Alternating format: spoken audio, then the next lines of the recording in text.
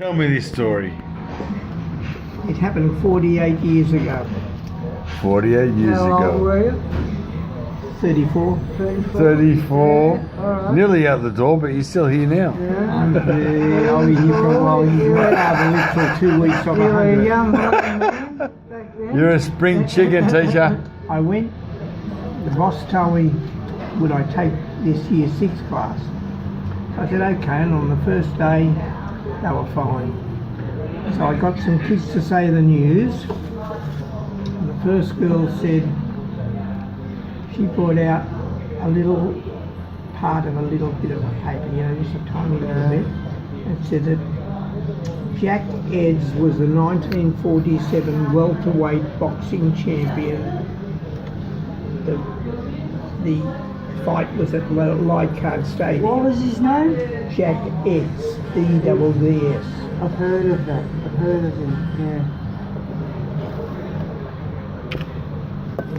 On the last girl, there were 4 rows, and the last girl said to me, I'm going to see the dentist this afternoon, and my mother said to me that if I was to tell the dentist that if he came closer than 1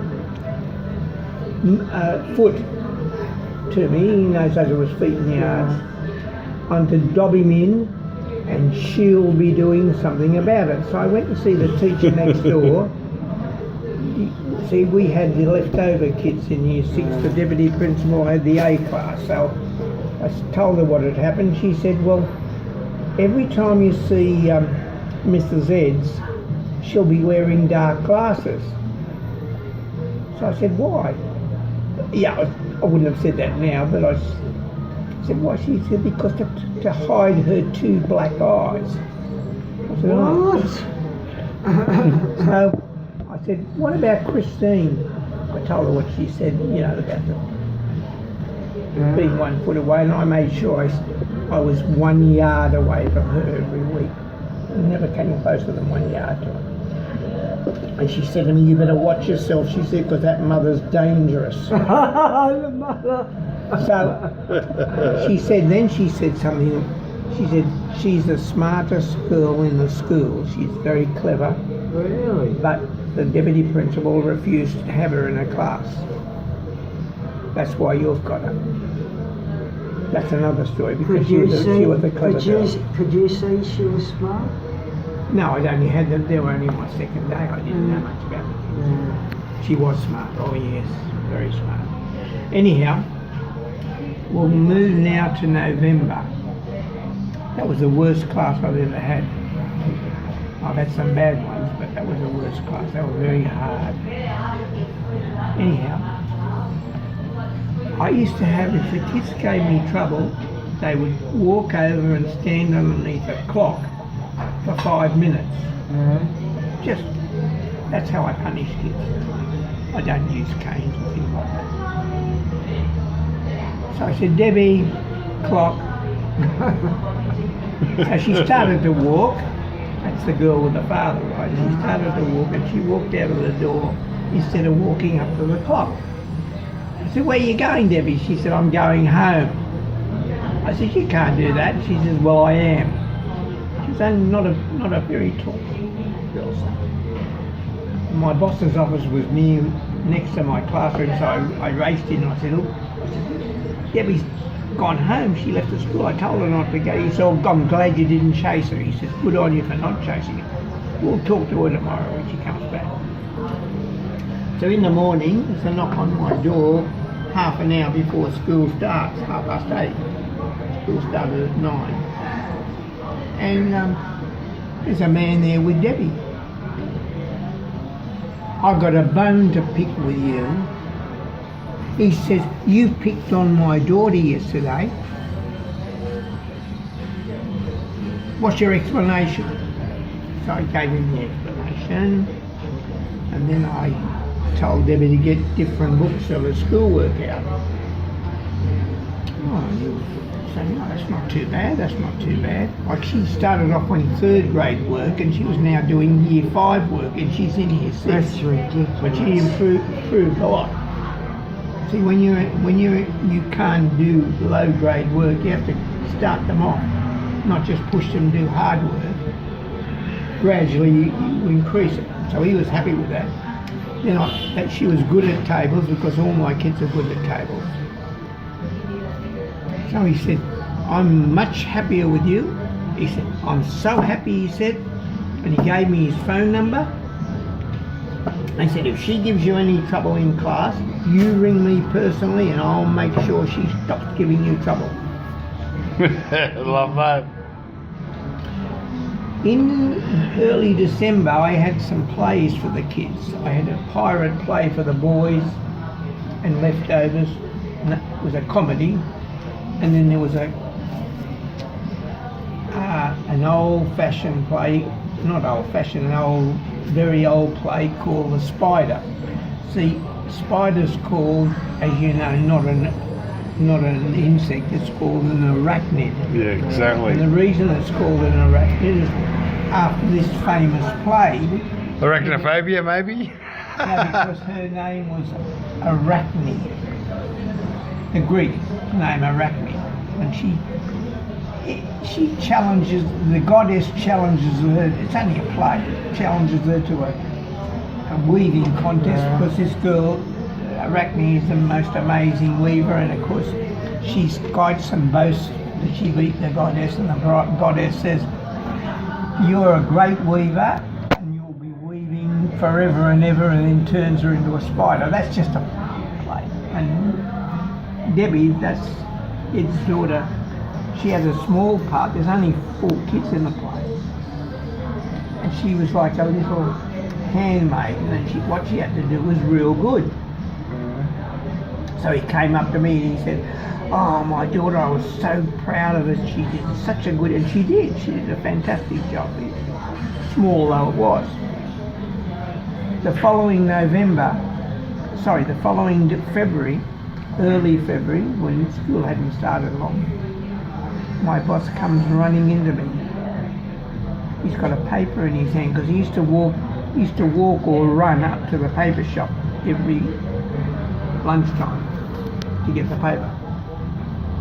In those days, they had Daily Mirrors and Daily Suns, as well as the Teleland Herald. They had them in the afternoon, right? I just sell them, I know.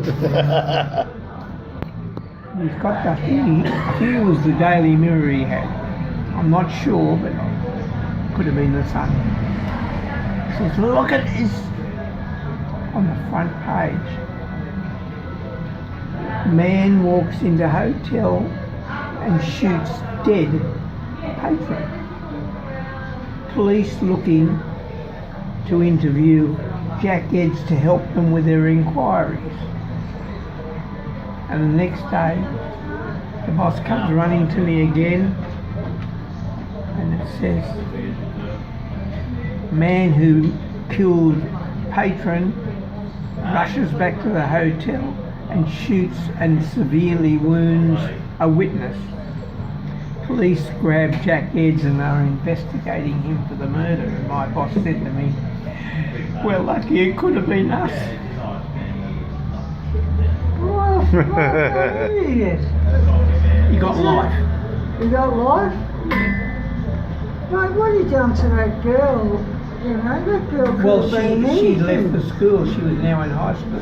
And what, as you were teaching her, you must have seen how intelligent she was. Like, she started off in doing 3rd year work, and by the time she was with you, you had her up to 5th year work, you know. Unfortunately, that is life. That's the lessons. There's a lot of That people. shouldn't happen to kids, though. Shouldn't happen. No, but what happens is that, unfortunately, a lot of teachers, especially the young ones coming through now, don't know much about anything. Really, they don't. And kids don't get taught like they should be taught. Do you know what I noticed? When I went to a Catholic school, right? And they taught you maths, English, all that. But we never had a living class. Like they never taught us about life. No, they never do. They No. never taught us about life and Indoctrination? Yes. Life? No. No, like so you left school and you didn't know how to cope in the world because all they taught you about was That's what they want to do. you know That goes from the early 1800s when schooling started. Basically, schools were to get people from the country or off the land in there into a curriculum for slaves, basically. Even though you had some money and blah, blah, you're still a slave. You're slave to the man. Now, here's something I don't know. Like back then, factory jobs made you some money. But really, when you think about it, come on. Now, there's Thinking something, people, factory jobs, never. there's something you may not know. I'm just telling you. It's only it's not. It's an economic matter. You know, the French school, for example. You know that's up there in next used to be the high school. yeah, Maroubra Junction High doesn't exist anymore. yeah. So I said to my boss when they opened up around about 2003 or 2004, around about that time, they opened up, and I said to him, "How come a private school can buy a public school aid?" Because there's a law, 19th century law says no private school can buy public school aid. You can't do it. Yeah, but You can't do it. You they cannot they buy. get all the land and they get all the classes No, with it. they can buy land, but they cannot buy public school land. See, that French school is not a private school. It's a government school. Most people don't know that. You want to get this going? It's the same with the Greek school up in Anzac Parade, I know the one. Is this my emails, is it? From That's my- your email. and Yeah. they don't own the land either. They lease the land for $1 a year So because they're not allowed to But buy it. for $1 a year, they should be paying $1 million Criminal. a year, you know? Well, they criminal. the whole point is that Yes. in politics things are shit. I'll see you guys later and have a Okay. good See, Teach. and I'm going to see you Pleasure. Monday week. Yes. All the best. See ya. Enjoy, I'll sir. tell you 2 more stories. Oh, yeah. Not with murderers. Good.